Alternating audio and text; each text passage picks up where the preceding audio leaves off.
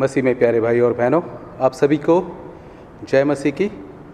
खुदावंद यीशु मसीह के मधुर और मीठे नाम में आज की सुबह की आराधना में मैं आप सभी का स्वागत करता हूं और परमेश्वर से दुआ करता हूं कि आप सभी अपने घरों में सुरक्षित हों और स्वस्थ हों। आज पवित्र आत्मा के अवतरण पर्व के पश्चात का 22वां रविवार है और आज के दिन के लिए हमारे लिए मनन चिंतन करने का विषय है परमेश्वर का सच्चा मंदिर।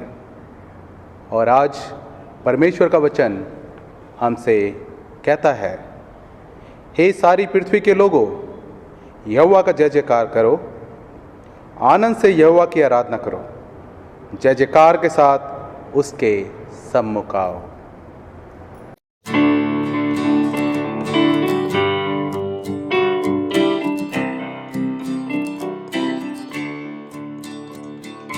मुक्ति दिलाए यीशु नाम, शांति दिलाए यीशु नाम। मुक्ति दिलाए यीशु नाम, शांति दिलाए यीशु नाम। यीशु दया का बहता सागर, यीशु दया का बहता सागर, यीशु है दाता महान, यीशु है दाता महान। मुक्ति दिलाए यीशु नाम, शांति दिलाए यीशु नाम। चरनी में तूने जन्म लिया यीशु, चरनी में तूने जन्म लिया यीशु, सूली पर किया विश्राम, सूली पर किया विश्राम। मुक्ति दिलाए यीशु नाम, शांति दिलाए यीशु नाम। हम पर भी यीशु कृपा करना, हम पर भी यीशु कृपा करना। हम हैं पापी नादान, हम हैं पापी नादान।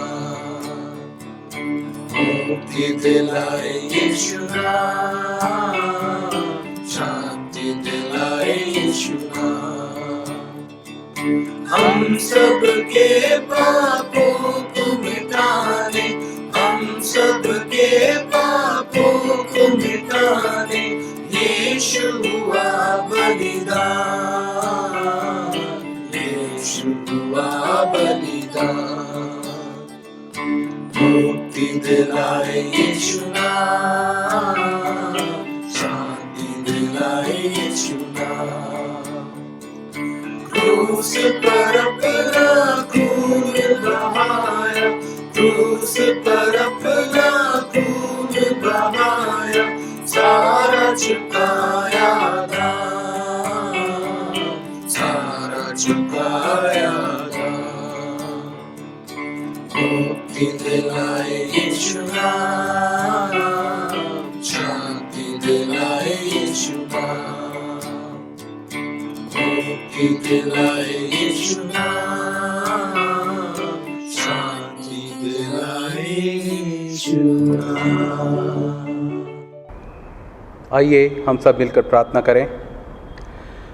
सर्वशक्तिमान परमेश्वर, आपके सम्मुख सबके हृदय खुले हैं। आप सबकी अभिलाषाओं को जानते हैं और आपसे कोई भी भेद छिपा नहीं है। अपने पवित्र आत्मा की प्रेरणा से हमारे हृदय के विचारों को शुद्ध कीजिए ताकि हम आपसे पूर्ण रूप से प्रेम करें और योग्य रीति से आपके पवित्र नाम की स्तुति करें, हमारे प्रभु यीशु मसीह के द्वारा। आमीन। स्वर्ग में परमेश्वर की महिमा और पृथ्वी पर उसके लोगों को शांति। हे प्रभु परमेश्वर, स्वर्गिक राजा, सर्वशक्तिमान पिता परमेश्वर, हम आपकी आराधना करते, आपको धन्यवाद देते और आपकी महिमा के कारण आपकी स्तुति करते हैं। हे यीशु मसीह, परमेश्वर पिता के इकलौते पुत्र, हे प्रभु परमेश्वर, हे परमेश्वर के मेमने, आप जगत का पाप उठा ले जाते हैं, हम पर दया कीजिए। आप पिता की दाहिनी ओर विराजमान है, हमारी प्रार्थना स्वीकार कीजिए, क्योंकि केवल आप ही पवित्र हैं आप ही प्रभु हैं, आप ही यीशु मसीह पवित्र आत्मा के साथ परमेश्वर पिता की महिमा में परम उच्च हैं। आमीन। आइए हम सभी मिलकर दया याचना की प्रार्थना में शामिल होंगे। प्रभु हम पर दया कीजिए, प्रभु हम पर दया कीजिए। क्रिस्त हम पर दया कीजिए, क्रिस्त हम पर दया कीजिए। प्रभु हम पर दया कीजिए, प्रभु हम पर दया कीजिए। आज की विशेष प्रार्थना। हे सर्वशक्तिमान परमेश्वर, आपने अपनी कलीसिया का निर्माण प्रेरितों और नबियों की नींव पर किया, जिसकी आधारशिला स्वयं प्रभु यीशु मसीह है।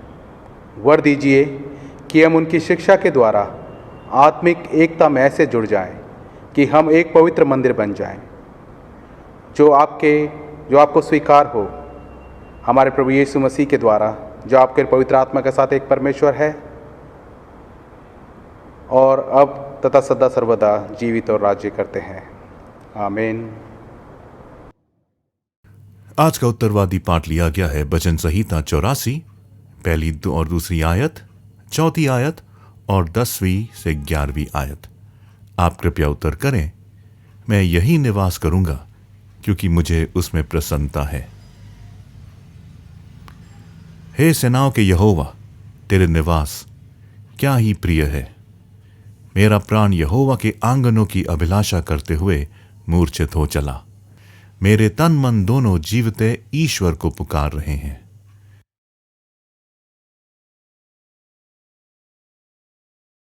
क्या ही धन्य है वे जो तेरे भवन में रहते हैं, वे तेरी स्तुति निरंतर करते रहेंगे। क्योंकि तेरे आंगनों में का एक दिन और कहीं के 1000 दिन से उत्तम है। दुष्टों के डेरों में वास करने से अपने परमेश्वर के भवन की देवड़ी पर खड़ा होना ही मुझे अधिक भाता है। क्योंकि यहोवा परमेश्वर सूर्य और ढाल है।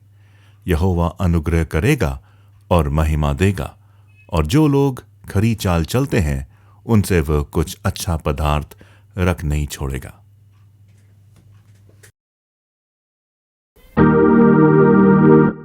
और प्रशंसा पिता की और पुत्र की और पवित्र आत्मा की, जैसे आदि में हुई अब है अब सदा रहेगी, युग युग। आमीन। आज का पहला पाठ पुराने नियम से निर्मया की पुस्तक, उसका 7वां अध्याय पद 1 से 14 तक लिया गया है। यहाँ ऐसा लिखा है, ये यहोवा का संदेश यिर्मयाह के लिए है। यिर्मयाह, यहोवा के मंदिर के द्वार के सामने खड़े हो, द्वार पर संदेश घोषित करो। यहूदा राष्ट्र के सभी लोगों, यहोवा के यहाँ का संदेश सुनो। यहोवा की उपासना करने के लिए तुम सभी लोग जो इन द्वारों से होकर आए हो, इस संदेश को सुनो। इज़राइल के लोगों का परमेश्वर यहोवा है। सर्वशक्तिमान यहोवा जो कहता है वह यह है, अपना जीवन बदलो और अच्छे काम करो। यदि तुम ऐसा करोगे तो मैं तुम्हें इस स्थान पर रहने दूंगा। इस झूठ पर विश्वास ना करो जो कुछ लोग बोलते हैं। वे कहते हैं, यह यहोवा का मंदिर है, यहोवा का मंदिर है, यहोवा का मंदिर है। यदि तुम अपना जीवन बदलोगे और अच्छा काम करोगे तो मैं तुम्हें इस स्थान पर रहने दूंगा। तुम्हें एक दूसरे के प्रति निष्ठावान होना चाहिए। तुम्हें अजनबियों के साथ भी निष्ठावान होना चाहिए। तुम्हें विधवा और अनाथ बच्चों के लिए उचित काम करना चाहिए। निरपराध लोगों को ना मारो। अन्य देवताओं का अनुसरण ना करो। क्योंकि वे तुम्हारे जीवन को नष्ट कर देंगे। यदि तुम मेरी आज्ञा का पालन करोगे तो मैं तुम्हें इस स्थान पर रहने दूंगा। मैंने ये प्रदेश तुम्हारे पूर्वजों को अपने पास सदैव रखने के लिए दिया, किंतु तुम झूठ में विश्वास कर रहे हो और वह झूठ व्यर्थ है। क्या तुम चोरी और हत्या करोगे? क्या तुम व्यभिचार का पाप करोगे? क्या तुम लोगों पर झूठा आरोप लगाओगे? क्या तुम असत्य देवता बाल की पूजा करोगे और अन्य देवताओं का अनुसरण करोगे जिन्हें तुम नहीं जानते? यदि तुम ये पाप करते हो तो क्या तुम समझते हो कि तुम उस मंदिर में मेरे सामने खड़े हो सकते हो जिसे मेरे नाम से पुकारा जाता हो? क्या तुम सोचते हो कि तुम मेरे सामने खड़े हो सकते हो और कह सकते हो हम सुरक्षित हैं? सुरक्षित इसलिए कि जिससे तुम ये घृणित कार्य कर सको। ये मंदिर मेरे नाम से पुकारा जाता है। क्या ये मंदिर तुम्हारे लिए डकैतों के छिपने के स्थान के अतिरिक्त अन्य कुछ नहीं है? मैं तुम्हें चौकसी रख रहा हूँ। ये संदेश यहोवा का है। यहूदा के लोगों, तुम अब शीलो नगर को जाओ, उस स्थान पर जाओ जहाँ मैंने प्रथम बार अपने नाम का मंदिर बनाया। इज़राइल के लोगों ने भी पाप कर्म किए हैं। जाओ और देखो उस स्थान का मैंने उन पाप कर्मों के लिए क्या किया जो उन्होंने किए। इज़राइल के लोगों, तुम लोग ये सब पाप कर्म करते हो। ये संदेश यहोवा का था। मैंने तुमसे बार बार बातें की, किंतु तुमने मेरी अनसुनी कर दी। मैंने तुम लोगों को पुकारा, पर तुमने उत्तर नहीं दिया। इसलिए मैं अपने नाम से पुकारे जाने वाले यरूशलेम के इस मंदिर को नष्ट करूँगा। मैं उस मंदिर को भी वैसे ही नष्ट करूँगा जैसे मैंने शीलो को नष्ट किया। और यरूशलेम में वह मंदिर जो मेरे नाम पर है, वही मंदिर है जिसमें तुम विश्वास करते हो। मैंने उस स्थान को तुम्हें और तुम्हारे पूर्वजों को दिया। परमेश्वर अपने वचन के पढ़े और सुने जाने पर आशीष दे। आमीन। आज का दूसरा पाठ वचन एफिसियों के नाम पौलुस प्रेरित की पत्री, उसका दूसरा अध्याय 13वीं आयत और 17 से 22 आयत तक। पर अब तो मसीह यीशु में तुम जो पहले दूर थे, मसीह के लोहू के द्वारा निकट हो गए हो सत्यमें से, और उसने आकर तुम्हें जो दूर थे और उन्हें जो निकट थे, दोनों की मेल मिलाप का सुसमाचार सुनाया। क्योंकि उसी के द्वारा हम दोनों की एक आत्मा में पिता के पास पहुंच होती है। इसलिए तुम जब विदेशी और मुसाफिर नहीं रहे, परंतु पवित्र लोगों के संगी, स्वदेशी और परमेश्वर के घराने के हो गए, और प्रेरितों और भविष्यवक्ताओं की नींव पर, जिसके कोने का पत्थर मसीह यीशु आप ही हैं, बनाए गई हो, जिसमें सारी रचना एक साथ मिलकर प्रभु में एक पवित्र मंदिर बनती जाती है, जिसमें तुम भी आत्मा के द्वारा परमेश्वर का निवास स्थान होने के लिए एक साथ बनाए जाते हो। ये परमेश्वर का वचन है। परमेश्वर के वचन को पढ़े और सुने जाने पर आशीष दे। आमीन। आज का सुसमाचार पाठ लिया गया है मरकुस रचित सुसमाचार, उसका 11वां अध्याय और 11वीं आयत और 15 से लेके 18वीं आयत तक। और वह यरूशलेम पहुंचकर मंदिर में आया और चारों ओर सब वस्तुओं को देखकर 12 के साथ बेथनिया गया, क्योंकि सांझ हो गई थी। फिर वे यरूशलेम में आए और वह मंदिर में गया, और वहां जो लेन देन कर रहे थे उन्हें बाहर निकालने लगा, और सर्राफों के पीड़े और कबूतर के बेचने वालों की चौकियां उलट दी, और मंदिर में से होके किसी को बर्तन लेकर आने जाने ना दिया, और उपदेश करके उनसे कहा, क्या ये नहीं लिखा कि मेरा घर सब जातियों के लिए प्रार्थना का घर कहलाएगा? पर तुमने इसे डाकुओं की खोह बना दिया है। यह सुनकर महायाजक और शास्त्री उसके नाश करने का अवसर ढूंढने लगे, क्योंकि उससे डरते थे, इसलिए कि सब लोग उसके उपदेश से चकित होते थे। प्रभु अपने वचन के पढ़े और सुने जाने पर आशीष दे। आमीन। आइए हम समस्त मानव जाति के लिए प्रार्थना करें और अपनी प्रार्थनाओं को प्रभु यीशु मसीह के निरंतर निवेदन के साथ अर्पित करें। हे पिता, हम प्रार्थना करते हैं कि समस्त संसार में न्याय और शांति स्थापित हो और प्रत्येक व्यक्ति भरपूर जीवन प्राप्त करे। हे दयावान प्रभु, हमारी प्रार्थना सुन। उन सब लोगों के लिए जो इस नगर में रहते हैं, उन सब बातों को दूर करने के लिए जिनसे आपसी फूट और झगड़े होते हैं, और हमारे देश में सच्ची एकता की बढ़ती के लिए। हे दयावान प्रभु, हमारी प्रार्थना सुन। उन सब लोगों के लिए जो कृषि, उद्योग अथवा व्यापार में लगे हुए हैं, सब मजदूरों और कारीगरों के लिए, उन सब के लिए जो हमारे देश की रक्षा करते हैं। हे दयावान प्रभु, हमारी प्रार्थना सुन।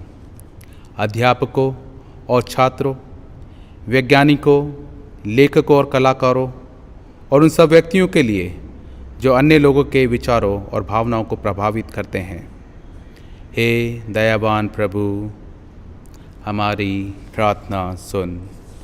उन सब लोगों के लिए जो दुखी हैं, बेरोज़गार हैं, भूखे प्यासे हैं, दरिद्र और दलित हैं, बीमार और मरणासन हैं, और उन सब व्यक्तियों के लिए जो ऐसे लोगों की सेवा और सहायता करते हैं। हे दयावान प्रभु, हमारी प्रार्थना सुन। हमारे तथा अन्य देशों के सब शासकों के लिए, विशेषकर हमारे राष्ट्रपति, प्रधानमंत्री, इस राज्य के राज्यपाल और मुख्यमंत्री, और उनके लिए भी जो लोगों पर किसी प्रकार का अधिकार रखते हैं। हे दयावान प्रभु, हमारी प्रार्थना सुन। संपूर्ण मसीह समाज की एकता और मेल मिलाप के लिए और समस्त संसार में उनकी गवाही और सेवा कार्य के लिए। हे दयावान प्रभु, हमारी प्रार्थना सुन। भारत में आपकी समस्त कलीसिया के लिए, उसकी परिषदों तथा अगुओं, विशेषकर हमारे प्रमुख धर्माचार्य पीसी सिंह, दक्षिण भारत कलीसिया के प्रमुख धर्माचार्य और मार्थोमा कलीसिया के मेट्रोपॉलिटन, और हमारे कमिश्नरी, हमारे पुरोहित, विशेषकर reverend Timothy Shaw, reverend Dennis Lal, reverend Jai Kumar, और हमारे ले लीडर आशीष, और आपके कलीसिया के सब अन्य धर्म सेवकों के लिए, कि वे सच्चाई और लगन से आपकी सेवा करें। हे दयावान प्रभु, हमारी प्रार्थना सुन। ये वर दे कि आपके उन सब भक्तों के साथ जिन्होंने अपने जीवन में सच्चाई से आपकी सेवा की है, हम भी आपके राज्य के शाश्वत आनंद में संभागी हो सके। हे दयावान प्रभु, हमारी प्रार्थना सुन। हम सब एक साथ कहें, हे स्वर्गीय पिता, हमारे अपने राज्य को शीघ्र प्रकट कीजिए और हमारी इन प्रार्थनाओं को सुनिए।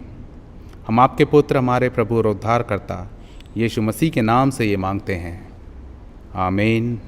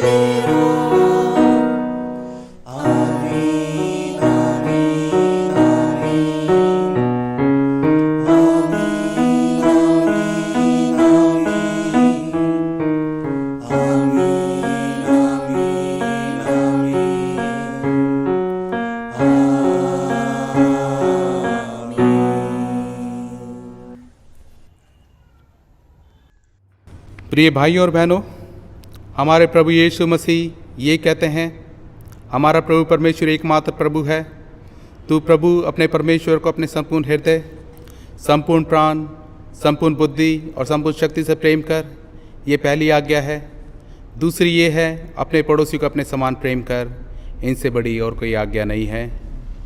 परमेश्वर ने संसार से ऐसा प्रेम किया कि उसने अपना इकलौता पुत्र यीशु मसीह दे दिया कि वह हमें पापों से बचाए, स्वर्ग में हमारे लिए निवेदन करे और हमें शाश्वत जीवन में पहुंचाए।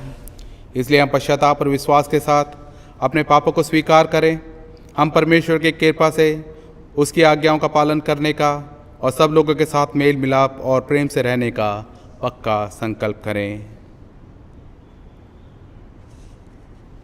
हम सब एक साथ कहें, हे सर्वशक्तिमान परमेश्वर, हमारे स्वर्गीय पिता, हमने मन, वचन और कर्म से आपके विरुद्ध एक दूसरे के विरुद्ध पाप किया है।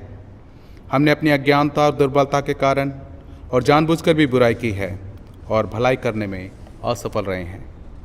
इन सब पापों के लिए मैं सचमुच दुखी हैं और अंतःकरण से पश्चाताप करते हैं। आपके पुत्र यीशु मसीह ने हमारे लिए अपने प्राण दिए। उन्हीं के कारण हमने जो पाप किए उनको क्षमा कीजिए और ये वर दीजिए कि भविष्य में हम नया जीवन पाकर सदा आपकी सेवा करें, ताकि आपके पवित्र नाम की महिमा हो। आमीन। सर्वशक्तिमान परमेश्वर उन सबको क्षमा करता जो एक दूसरे को क्षमा करते हैं और सच्चा पश्चाताप करते हैं। वह आप सब पर दया करे, आप सबके पापों को क्षमा करे और उनसे आपको छुटकारा दे, सब भले कामों में आपको स्थिर और सबल करे और शाश्वत जीवन में बनाए रखे। हमारे प्रभु यीशु मसीह के द्वारा। आमीन। परमेश्वर का धन्यवाद हो।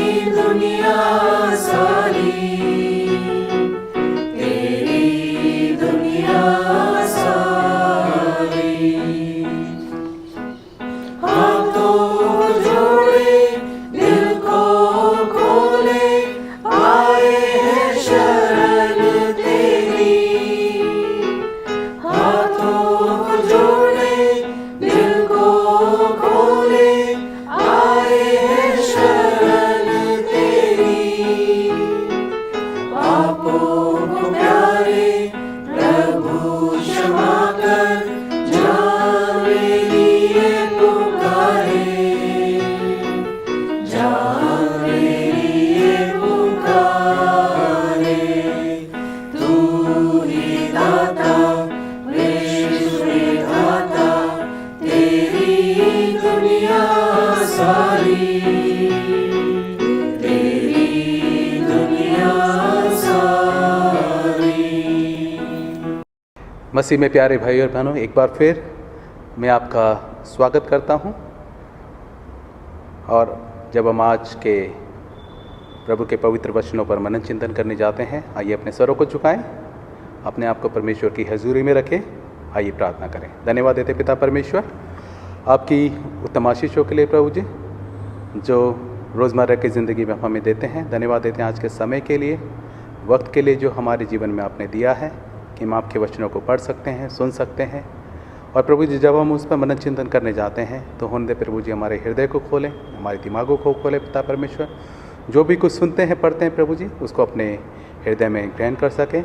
और प्रभु जी, तेरे वचनों के अनुसार हम अपने जीवन को व्यतीत कर सकें। अपने आप को और कलीसिया के तमाम लोगों को प्रभु जी आपके हाथ में समर्पित कर देते हैं। ये प्रार्थना अपने उद्धारकर्ता खुदा यीशु मसीह के नाम से मांगते हैं, आमीन।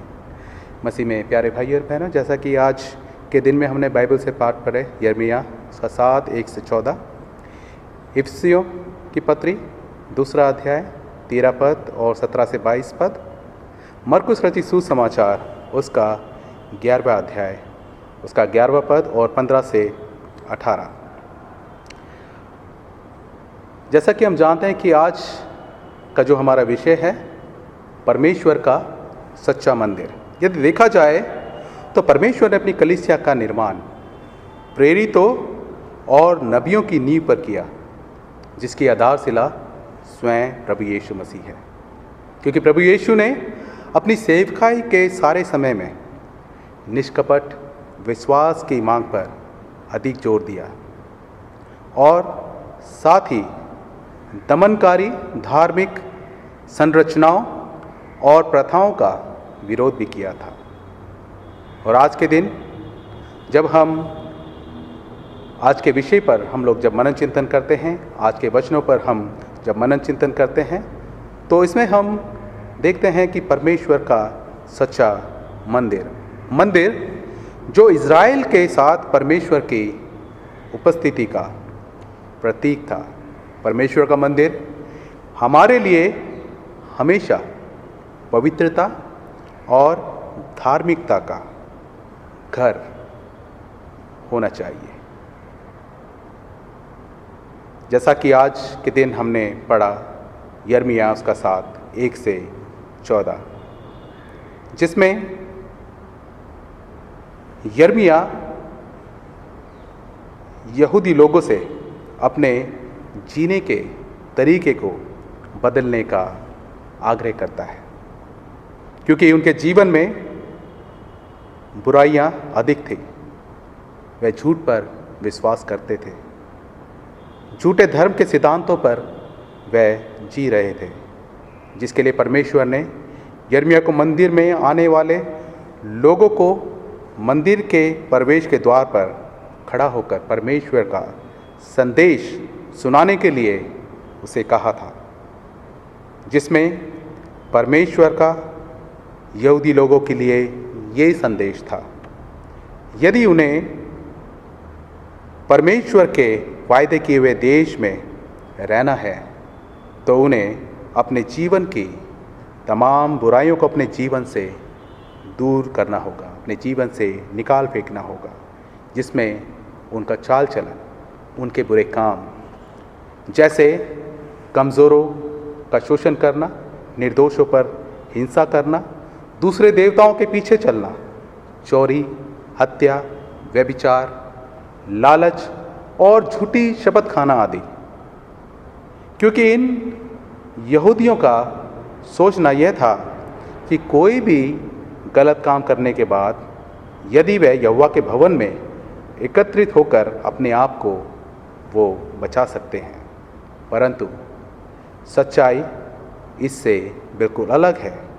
क्योंकि जब तक हम अपने बुरे कामों से, बुरे व्यवहारों से, वो अपने गुनाहों से पश्चाताप नहीं करते हैं, हमें तब तक क्षमा की प्राप्ति नहीं हो सकती है। इसलिए हमें लगातार रोज अपने आप से ये प्रश्न पूछना चाहिए कि क्या हमारा व्यवहार परमेश्वर के नाम पर आदर लाता है?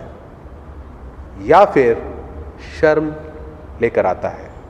क्योंकि यदि हम सोचते हैं कि हर रविवार को सही काम करके सोमवार से शनिवार को बुरे कामों में लिप्त रहकर बचा जा सकता है, तो फिर हम धोखे में हैं।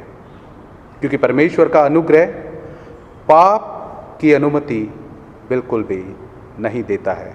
क्योंकि हम अपने आप को धार्मिक दिखाकर दुनिया के लोगों को तो धोखा दे सकते हैं, परंतु परमेश्वर को नहीं। क्योंकि परमेश्वर सब देखता है और परमेश्वर सब जानता है। इसलिए परमेश्वर का वचन आज हमें अपने बुरे चाल चलन, बुरे कामों को, बुरे व्यवहारों को छोड़ने और अपने जीवन को पूर्ण रूप से बदलने का आह्वान देता है। क्योंकि परमेश्वर का मंदिर हमारे लिए पवित्रता और धार्मिकता का घर है। इसलिए हमें भी चाहिए कि हम प्रभु यीशु की शिक्षाओं द्वारा आत्मिक एकता में ऐसे जुड़ जाएं ताकि हम भी परमेश्वर का पवित्र मंदिर बन जाएं, जो परमेश्वर को ग्रहण योग्य हो।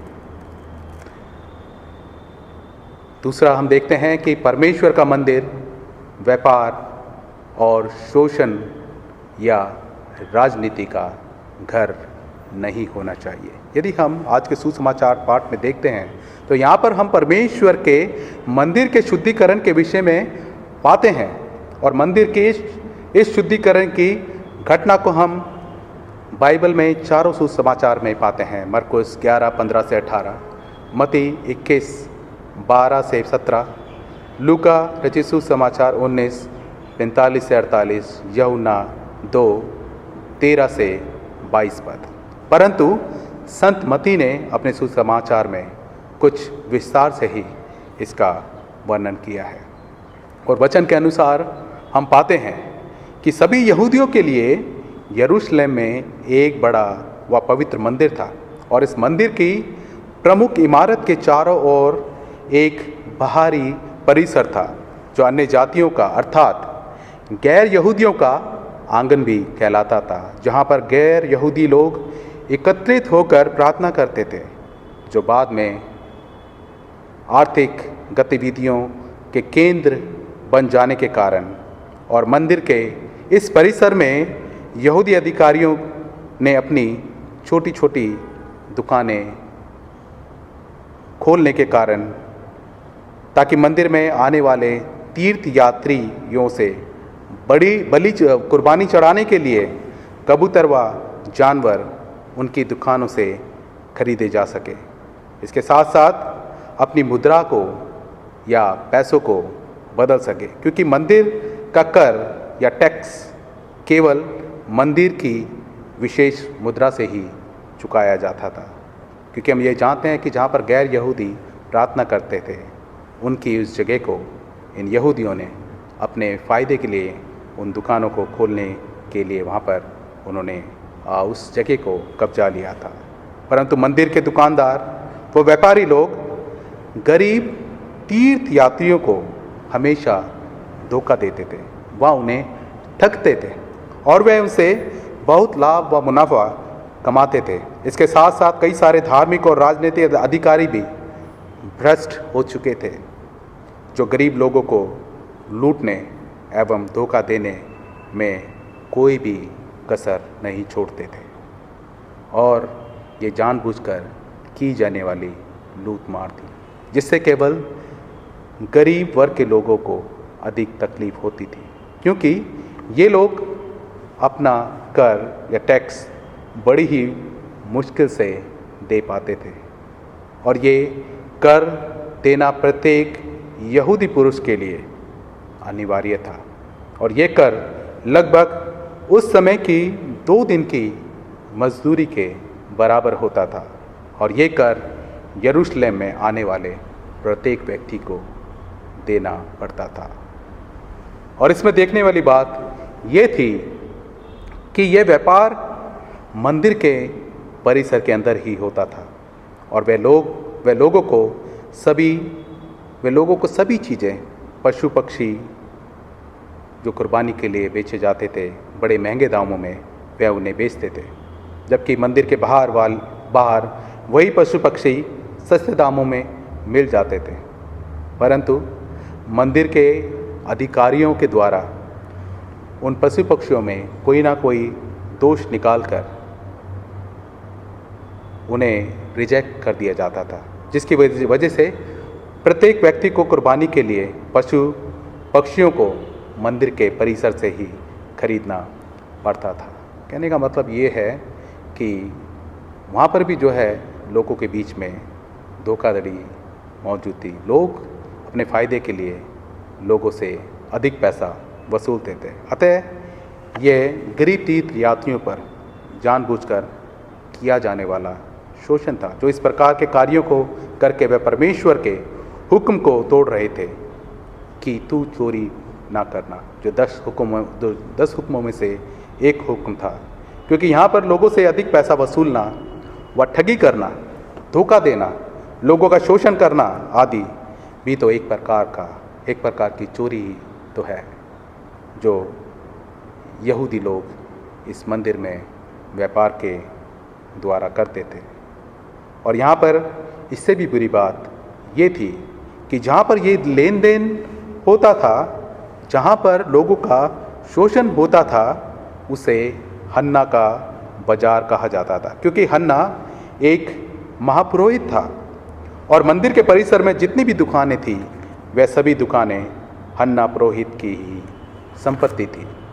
जैसा कि हम अपने समाज में देखते हैं तो पाते हैं कि आज भी समाज का एक गरीब आदमी विभिन्न प्रकार के टैक्स या कर देने के कारण अपना व अपने परिवार का निर्वाह या पालन पोषण ठीक ढंग से नहीं कर पाता है, वरन बड़ी कठिनाई से कर पाता है। क्योंकि टैक्स देने के कारण जो चीज़ें उसे पहले कम दामों में मिलती थी, परंतु आज टैक्स देने के कारण वह सभी चीज़ें आज के दिन में उसे महंगी मिलती है। क्योंकि देखा भी क्या है कि हमेशा से ही गरीब, कमज़ोर व दलित वर्ग के लोगों का ही शोषण किया जाता रहा है व उन्हें दबाया जाता रहा है, और जो कोई ऊपर उठना चाहे तो उन्हें ऊपर उठने नहीं दिया जाता है।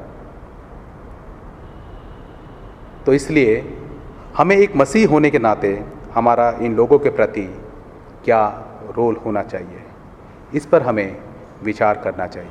क्योंकि यदि हम लूका 25 उसका 35 से 36 व 45 से 46 पद यहाँ पढ़ते हैं, तो यहाँ पर लिखा है कि मैं भूखा था और तुमने मुझे खाने को दिया, मैं प्यासा था और तुमने मुझे पानी पिलाया, मैं परदेसी था और तुम मुझे अपने घर में ठहराया, मैं नंगा था तुमने मुझे कपड़े पहनाए, बीमार था तुमने मेरी सुधि ली, बंदी गृह में था क्या तुम मुझसे मिलने आए। और 45 से 40 पद यहाँ कहता है, तब वह उन्हें उत्तर देगा कि मैं तुमसे सच सच कहता हूँ कि जो तुमने इन छोटों में से किसी एक के साथ भी किया, वह तुमने मेरे साथ किया। ये लोग अनंत दंड को भोगेंगे, परंतु धर्मी अनंत काल में प्रवेश करेंगे। कहने का मतलब ये है कि यदि हम छोटों की, गरीबों की यदि हम लोग सुधि लेते हैं तो परमेश्वर हमें अनंत जीवन हमें प्रदान करेगा। क्योंकि यदि हम लोग समाज में देखते हैं तो समाज में अधिकतर यही देखा गया है कि धर्म के ठेकेदारों व धर्म गुरुओं द्वारा आज भी धर्म के नाम पर लोगों को लूटा जाता है, उन्हें धर्म के नाम पर डराया जाता है। लोगों से वह पैसे बनाते हैं और गरीब व सीधे साधे लोगों को गुमराह करते हैं। और आज के समय में ऐसे धर्म गुरुओं के पास करोड़ों रुपए मौजूद है, करोड़ों की संपत्ति उनके पास मौजूद है, करोड़ों का बिजनेस उनके पास पाया जाता है, जबकि धर्म गुरुओं व अगुओं का काम तो लोगों की सेवा करना होना चाहिए, लोगों को सही दिशा दिखाने वाला होना चाहिए, सही शिक्षा देने वाला होना चाहिए, ताकि लोगों के जीवन बदले जा सके।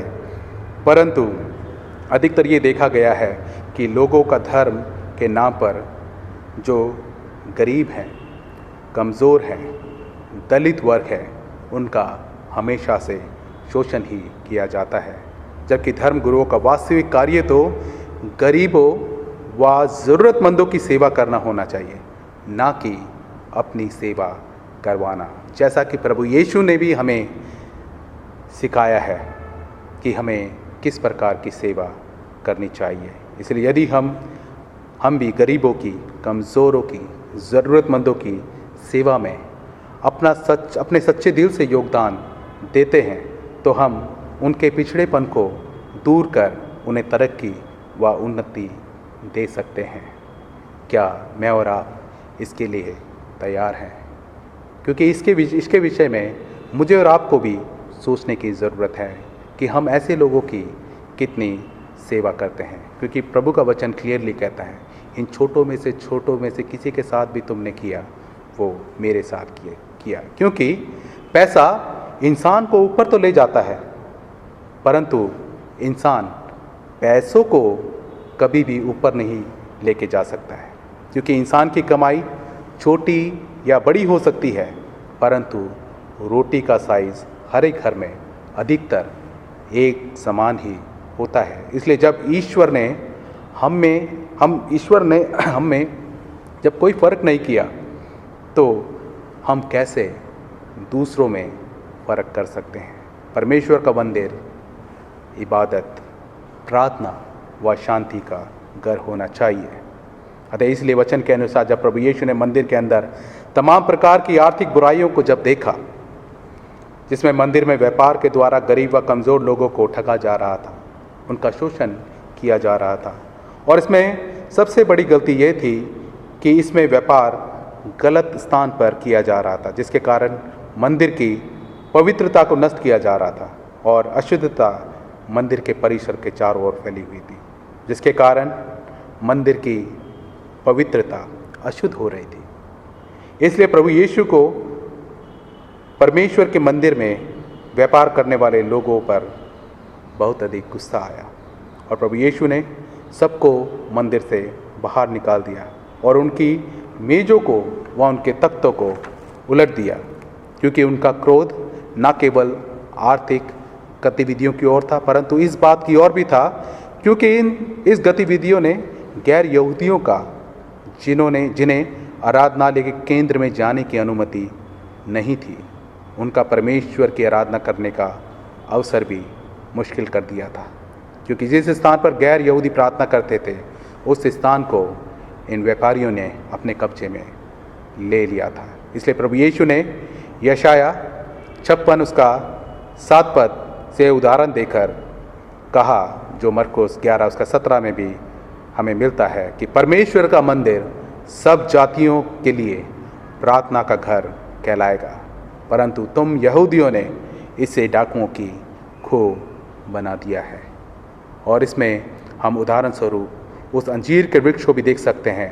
जब प्रभु यीशु को भूख लगी तो उन्होंने दूर से उस अंजीर के हरे भरे पेड़ को देखा और अपनी भूख मिटाने के लिए जैसे ही वह उस पेड़ के पास पहुँचे तो उन्हें उस पेड़ पर कोई भी फल नहीं मिला, क्योंकि वह पेड़ दूर से व बाहर से तो हरा भरा दिखाई देता था, वह अच्छा दिखाई देता था, परंतु वो फलों से रहित था। जैसे कि कई बार हमने लोगों को ये कहते हुए सुना है कि हमारा शरीर परमेश्वर का मंदिर है, परंतु यदि देखा जाए तो हमने इसे बाहर से व ऊपर से तो बहुत सुंदर व साफ सुथरा व शानदार बनाकर रखा है, परंतु वास्तव में यदि हम अपनी ज़िंदगी में झांक कर देखें तो हमने इस शरीर रूपी मंदिर को हमने डाकुओं की खो बना रखा है। यहाँ पर कहने का मतलब ये है कि हमारे अंदर की तमाम वो गलत बातें व बुराइयाँ, हमारे अंदर के बुरे विचार, गलत काम, बैर, झगड़ा, ईर्ष्या, क्रोध, विरोध, फूट, विधर्म, लालच, झूठ, व्यभिचार और हमारी बुरी आदतें आदि हमारे इस मंदिर को नष्ट कर देती है। क्यों? क्योंकि हमारे जीवन आत्मिक ना होकर सांसारिक हो गए हैं और परमेश्वर की उपस्थिति हमारे इस जीवन रूपी मंदिर से नदारद हो गई है या खत्म हो गई है। क्योंकि एक पेड़, हरा भरा पेड़ एक मैदान में लगा हुआ था, बहुत सुंदर था, लेकिन वो पेड़ आंधी से गिर गया। आप सोच सकते हैं कि वो आंधी से क्यों गिर गया जबकि वो हरा भरा था। वो पेड़ इसलिए गिर गया क्योंकि वो अंदर से खोखला हो गया था। उसको अंदर से दीमक ने उसको खाकर उसको ख़त्म कर दिया था, जिसकी वजह से वो उस आंधी व तूफान को नहीं झेल पाया था। क्योंकि किसी ने बिल्कुल सही कहा है कि इंसान की नीयत कितनी भी अच्छी क्यों ना हो, परंतु दुनिया उसको उसके दिखावे से जानती है, और दिखावा कितना भी अच्छा क्यों ना हो, परंतु खुदा आपको आपकी नीयत से जानता है कि आप क्या हैं। इसलिए जब हम प्रभु की वेदी पर जाते हैं, उस पर हम उस समय हम अपने जूते उतार कर उस वेदी पर जाते हैं। क्यों? क्योंकि उस स्थान को हम पवित्र मानते हैं। ठीक उसी प्रकार परमेश्वर का मंदिर हमारा ये शरीर है, जिसको हम केवल भारी रूप से ही साफ करते हैं, परंतु अंदरूनी रूप से भी हमें इसे साफ करने की बहुत अधिक ज़रूरत है। अतः इसलिए आज हमें भी अपने आप को जांचने की ज़रूरत है कि जितना हम अपने आप को बाहर से साफ करते हैं या अपने आप को सुंदर बनाते हैं, हमें कोशिश करनी चाहिए कि हम अंदर से भी उतने ही साफ व सुंदर हों, या फिर हम उस लिपि पुती कब्र के समान तो नहीं है, जो बाहर से तो साफ है, सुंदर है, परंतु उसके अंदर गंदगी है, व उसके अंदर बदबू आती है, व उसके अंदर कीड़े लगे हुए हैं। या फिर हम उस बर्तन के समान हैं जो बाहर से तो साफ व सुंदर दिखाई देता है, परंतु उसके अंदर जंग लगा हुआ है। इसके लिए आज हमारे पास समय है कि हम अपने आप को जांचें और अपने आप को ना केवल बाहर से साफ करें, वरन हमें अपने आप को अंदरूनी रूप से भी साफ करना चाहिए, ताकि हम परमेश्वर के ग्रहण योग्य हों। इसलिए हम केवल परमेश्वर के वचन पर वचन को ना केवल सुने, वरन परमेश्वर के वचन के अनुसार हम चलने वाले भी बने। अतः हमारा शरीर रूपी परमेश्वर का मंदिर इबादत व प्रार्थना और शांति का घर होना चाहिए। और अंत में हम वचन में पाते हैं कि यहूदी अगुवे प्रभु यीशु के इस कार्य से काफ़ी नाराज हुए, क्योंकि प्रभु यीशु ने उनके पाखंड को और उनके लालच को उनके सामने प्रकट कर दिया था, जिसके कारण वह लोग प्रभु यीशु को मार डालने का अवसर ढूंढने लगे थे, जबकि प्रभु यीशु ये जानते थे कि अब उनका समय निकट है।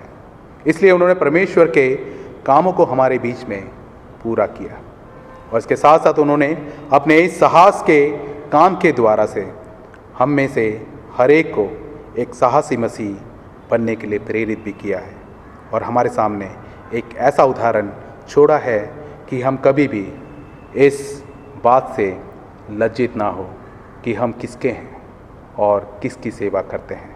अतः आज हम परमेश्वर से ये प्रार्थना करें कि वह हमें परमेश्वर को जानने की और परमेश्वर के कार्यों को करने की सामर्थ्य प्रदान करे, और परमेश्वर का आत्मा हमें सही दिशा की ओर ले चलने में हमारी सहायता करे। इसलिए आज हमें इस बात पर विचार करने की ज़रूरत है कि आज हमारी कलीसिया कैसी है। क्या कलीसिया के सभी जनों में एकता है? क्या हम एकता में जुड़े हुए हैं?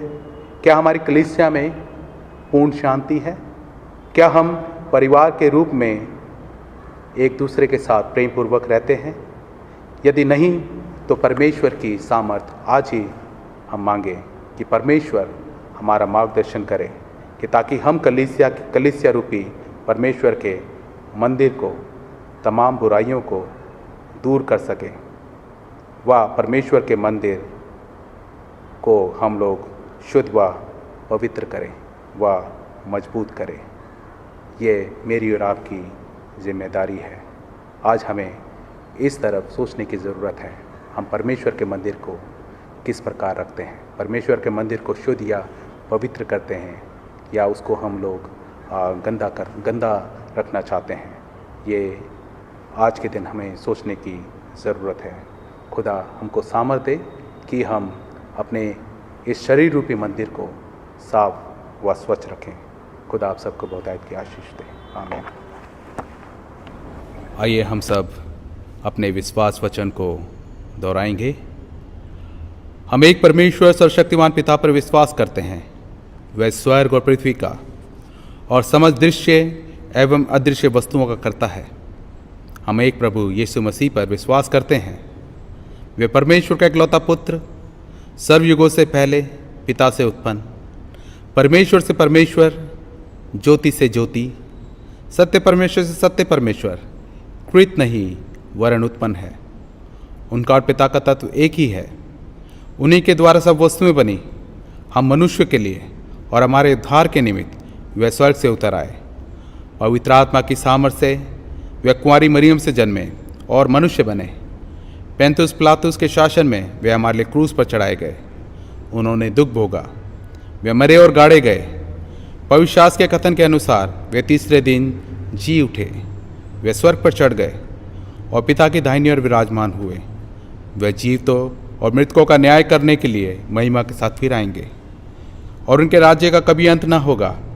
हम पवित्र आत्मा पर विश्वास करते हैं, वे प्रभु और जीवन दाता है। वे पिता और पुत्र से निकलता है। पिता और पुत्र के साथ उसकी आराधना स्तुति की जाती है। वह नबियों के द्वारा बोला। हम एक पवित्र सरलौकिक और प्रेरित कलीसिया पर विश्वास करते हैं। हम पापों की क्षमा के लिए एक बपतिस्मे को मानते हैं। हम मृतकों के पुनरुत्थान की और आने वाले युग के जीवन की प्रतीक्षा करते हैं। आमीन। परमेश्वर की शांति जो सारी समझ से परे है, परमेश्वर के और उसके पुत्र हमारे प्रभु यीशु मसीह के ज्ञान और प्रेम में आपके हृदय और विचारों को सुरक्षित रखे और सर्वशक्तिमान परमेश्वर पिता, पुत्र और पवित्र आत्मा की आशीष आप पर हो और आपके साथ सदा सर्वदा बनी रहे। आमीन। शांति से पूर्ण होकर जाइए और प्रभु से प्रेम रखिए और इसकी सेवा में लगे रहिए। मसीह के नाम में आमीन।